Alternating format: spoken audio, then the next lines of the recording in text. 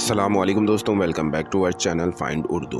Binge binge का मतलब है ज़्यादा खाना, लगातार कोई काम करना, हद से ज़्यादा इस्तेमाल। बिंज का मतलब है किसी चीज़ को हद से ज़्यादा और बिना रुके करना। ये अक्सर ओवर ईटिंग, वॉचिंग या ड्रिंकिंग के लिए इस्तेमाल होता है। अगर कोई शख्स एक ही वक्त बहुत सारी एपिसोड्स देखता है, बिंज वॉचिंग, या एक ही दफ़ा बहुत ज़्यादा खाना खाता है, बिंज ईटिंग, तो इसे बिंज कहते हैं।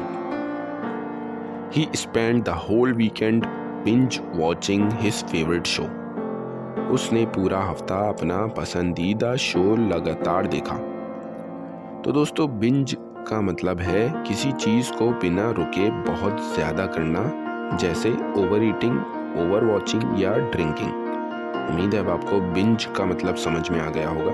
मिलते हैं नेक्स्ट वीडियो में। शुक्रिया।